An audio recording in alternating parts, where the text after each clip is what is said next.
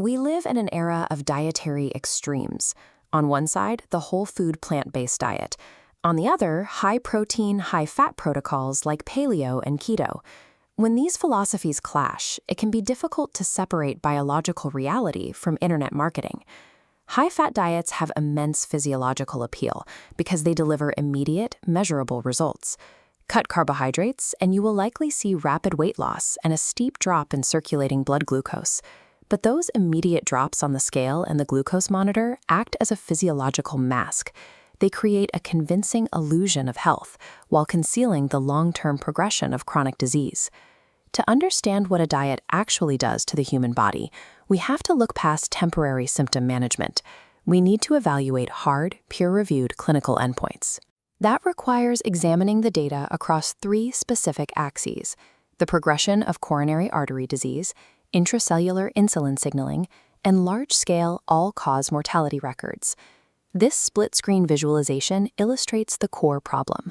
On the left, optimizing for short-term scale weight or flat glucose readings shows rapid improvement. But on the right, the biological cost of that strategy reveals a slow, steady increase in atherosclerosis and mortality risk. For decades, conventional medicine operated on a strict assumption regarding coronary artery disease. It was viewed as an irreversibly progressive condition, defined by the inevitable one-way accumulation of plaque. Clinical evidence has thoroughly dismantled that assumption. The Lifestyle Heart Trial, led by Dr. Dean Ornish, along with subsequent long-term research by Dr. Caldwell Esselstyn, demonstrated that coronary atherosclerosis can actually regress. This diagram compares disease progression over a 5-year period. The control group on the left experienced continued plaque accumulation. The artery on the right shows the results of the specific intervention proven to reverse the disease, a strict 10% fat vegetarian protocol. The reversal occurs through 2 distinct mechanical pathways. First, the low-fat plant-based diet restores the function of the endothelium. The endothelium is the thin membrane lining the inside of the heart and blood vessels. When it functions correctly, the blood vessel can dilate and efficiently manage blood flow. Second, the diet aggressively lowers LDL cholesterol below the threshold required for lipid deposition. By keeping LDL typically under 70 milligrams per deciliter, existing lipid particles begin to drain out of the vessel wall, leaving an unobstructed channel. The clinical outcomes are definitive. In Dr. Esselstyn's 12-year follow-up study, 99.4% of patients who adhered strictly to the diet successfully avoided any further major cardiac events. Coronary artery disease is not an inevitable consequence of aging. It is a mechanically reversible condition, provided the dietary lipid burden is completely removed from the bloodstream. This brings us to the cardiovascular mechanics of modern high-fat diets. If removing dietary lipids heals the endothelium, we must examine the long-term arterial consequences of chronic, high-saturated fat intake. In clinical settings, we are increasingly observing a profile known as the lean mass hyperresponder. This is an individual on a carbohydrate-restricted diet who presents with low triglycerides, high HDL, and massively elevated LDL cholesterol. The defining feature of this phenotype is sustained spikes in circulating LDL cholesterol that far exceed established clinical safety norms, heavily burdening the vascular system.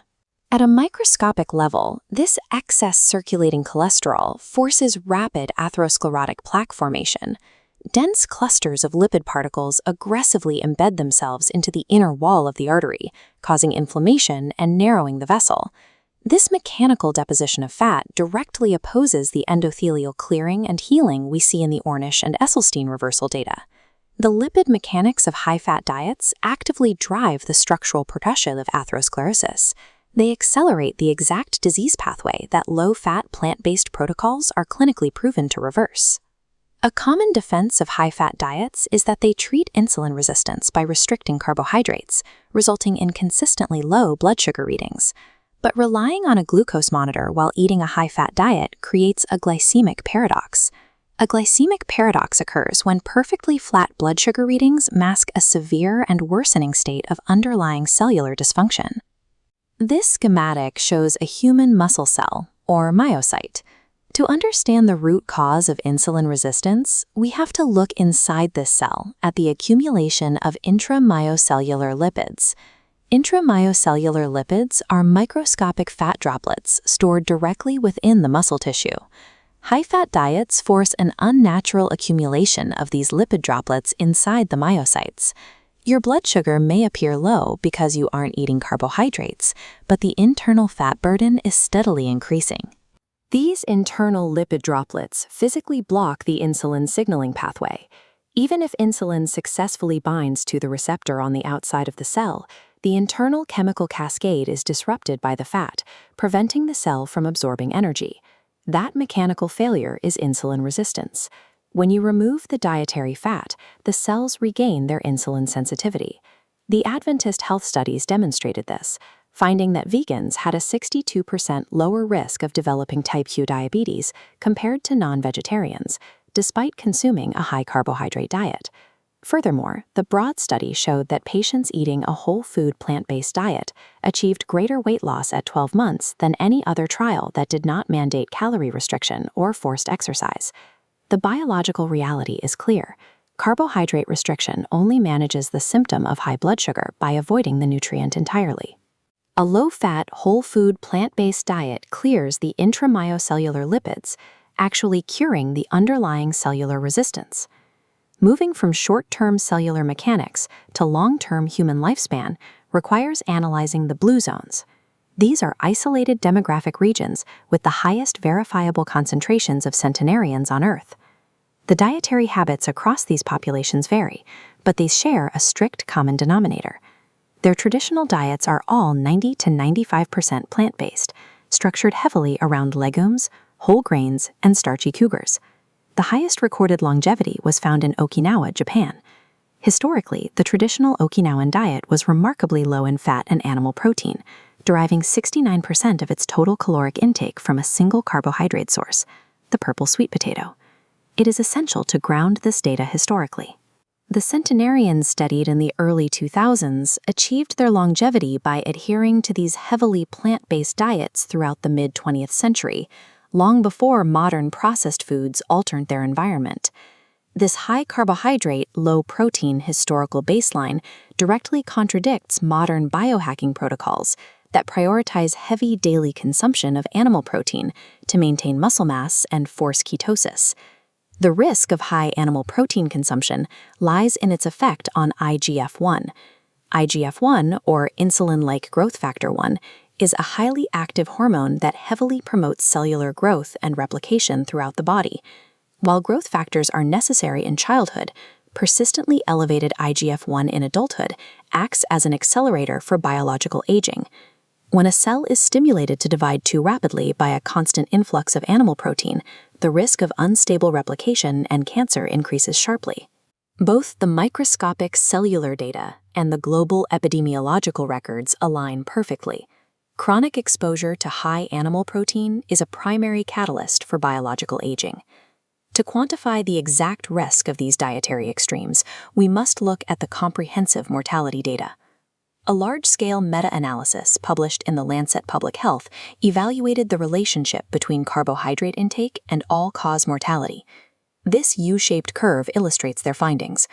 The data shows that mortality risk increases at both extreme ends of the spectrum, when carbohydrates drop below 40% of total energy or rise above 70%. But looking solely at the total carbohydrate percentage misses a critical biological nuance.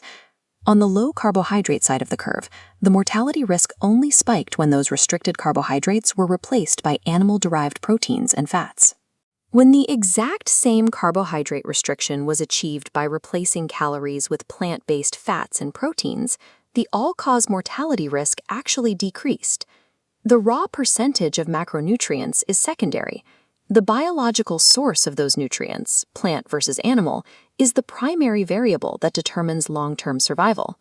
When we aggregate the trial data, the cellular mechanics, and the centenarian studies, the clinical consensus is unavoidable. Maximizing human health span requires transitioning to a low-fat, whole-food plant-based protocol. High-fat, low-carbohydrate diets are highly effective at manipulating short-term metabolic symptoms, but they systematically fail to demonstrate long-term disease reversal, and they contradict the dietary patterns of every long-lived population on Earth. Conversely, the plant-based approach remains the only nutritional intervention clinically proven to physically regress coronary atherosclerosis, clear intramyiocellular lipids, and optimize long-term aging biomarkers. The evidence leaves us with a stark choice.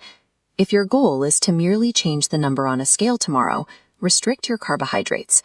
But if your objective is to reverse heart disease, cure insulin resistance, and maximize your total lifespan, the data mandates a low-fat, whole-food, plant-based lifestyle.